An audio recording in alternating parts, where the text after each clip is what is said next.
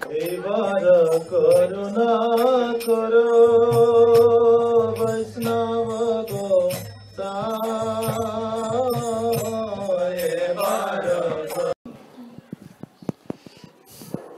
Krishna Didi, what's your name? Radhika Dasi. And where are you from?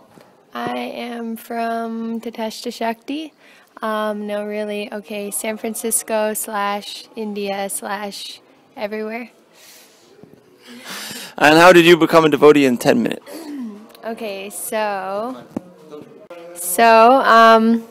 I'm still trying to figure this one out, but my grandparents became devotees in the 60s.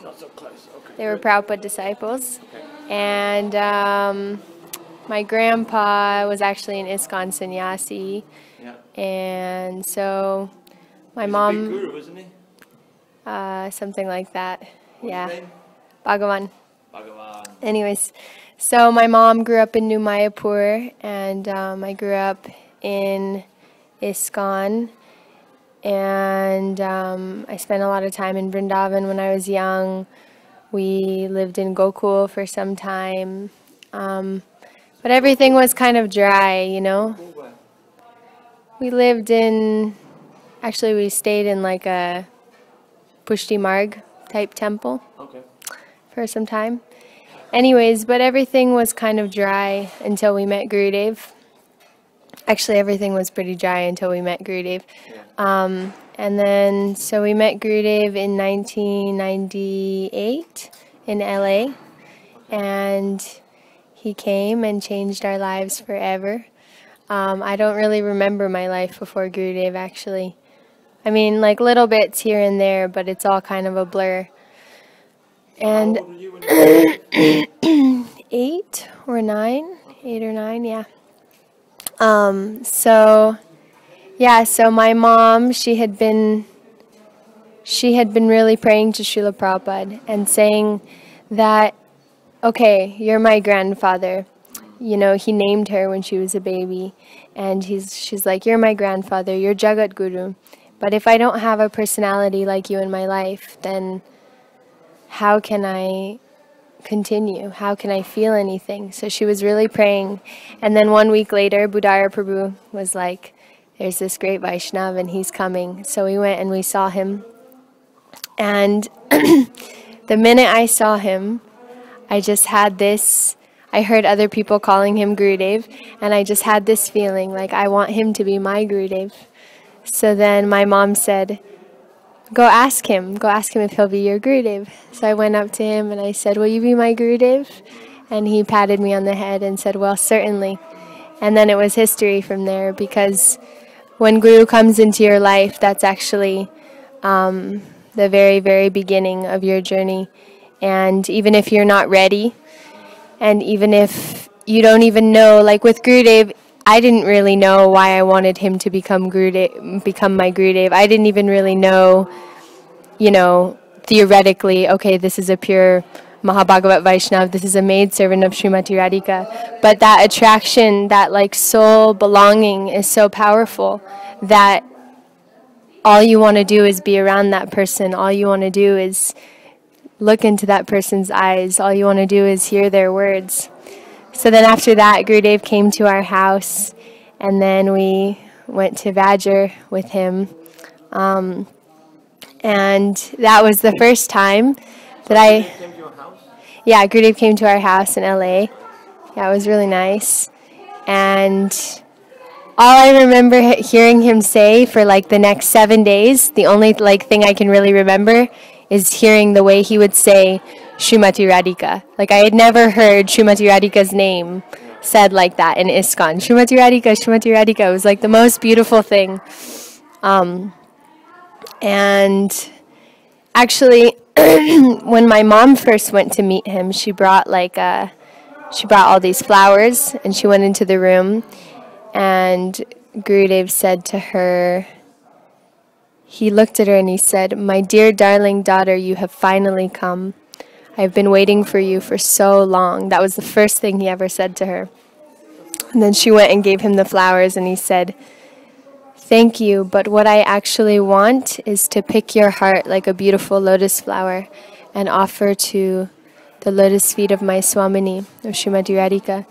So in this way, Gurudev comes into our lives, came into my life, and even though I'm so faithless and half the time I'm questioning, why was I even born in this movement?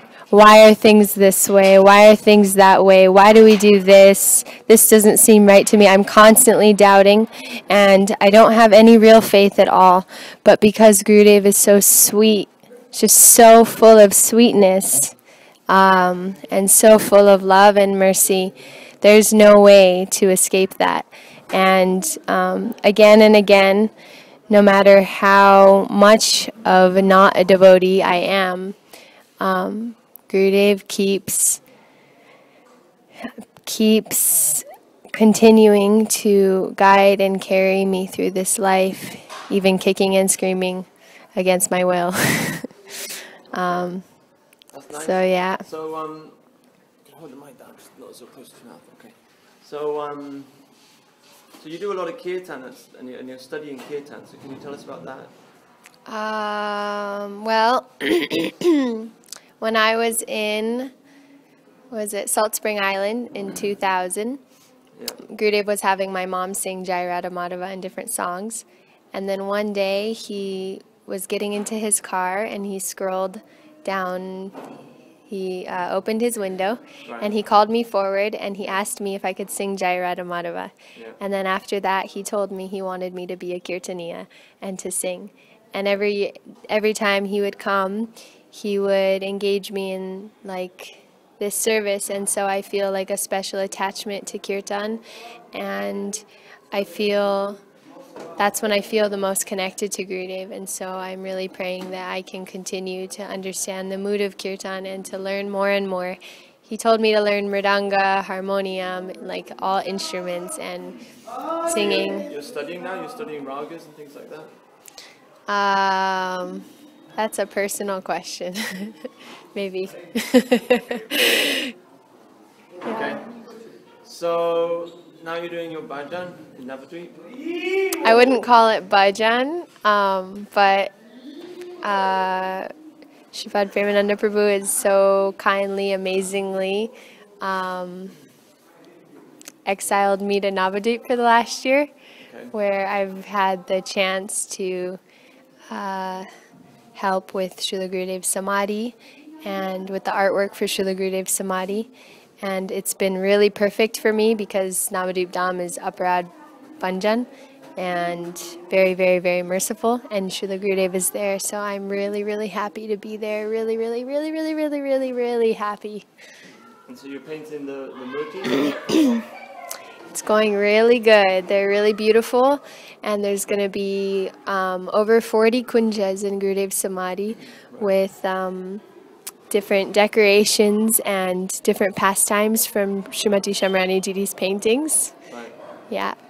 So what, can you describe it? Like what's going to be on the ground floor? There's 3 floors, isn't there? Yeah. So the ground floor is going to be on one side Guru Parampara, and on the other side Srila Gurudev's biography, Gurudev's life depictions, with like descriptions of the pastimes, like Gurudev meeting Param Gurudev and Gurudev establishing Radha Vinod Bihari, different pastimes. And then the top floor is going to be, the middle floor is going to be on one side the 6 Goswamis, and on the other side there'll be different Mahaprabhu pastimes like Srivas Angan, and also one stall representing Navadvip Dham with like Ganga Devi there, and so all Mahaprabhu art, and then in the middle of the second floor, in the entrance area, there's going to be big 12-foot Panchatattva. Wow. And then also on that floor, on the second floor, there's a big like lotus type pandal, asana, where Gurudev is sitting and he's looking up to the third floor. And on the third floor is Seva Kunj in the middle, and then all around the different pastimes, one side meeting, one side separation. So one side you have Manani Radha, and you have, what else? There's the Madhyasura and Krishna pastime on the other side, and we're going to have some pastimes. Oh, Shamrani Didi's new Vilap Kusmanjali painting that she's doing, we also want to make that into Murti form, so there's going to be a lot. And then also the Imli Tala pastime, Gopi Geet. Wow. Yeah. And how's Jagannath? Is he happy? Yeah, Jagannath. Yeah, so we have Jagannath from Puri, the old Jagannath deities that Gurudev installed in the Puri temple, and they've been really merciful to allow us to serve them this year. And they're going to be also going into Gurudev's Samadhi. Where, what, on the second floor? On the third floor. No, second floor. The second floor, yeah. Okay. And how do you feel about the way women are treated? Oh, we're going to get into that right now. It's great. It's great. Yeah, it's wonderful. We're not this body, Haribol. Everything's great. Vaishnavas don't see this body. They're giving equal opportunity for us all to make progress in bhakti. And, yeah. Okay. And do you have any advice for people who want to become devotees, especially those devotees who are born in families, devotee families, like yourself? My advice would be to come to the Dham, because it's so, so, so magical that even if you have so many anartas, like Prabhuji gives this class about Kaliya and Krishna dancing on the hoods of Kaliya, that even if you have so many anartas, if you come to the Dham, Krishna's by force giving you his foot dust, and the padaduli of all the Vaishnavas is everywhere. And so just by touching the dust, just by going to these places, automatically all of our senses are engaged. And if we're in the West, they're not engaged. They're engaged in other things. So just by coming here, so much magic will come into your life, and automatically you get Sukriti and all kinds of wonderful things. So come to the Dham. That's my advice. Okay, Didi. Thank you very much. Hare Krishna. Haribol. Haribol. I think I spoke too quietly.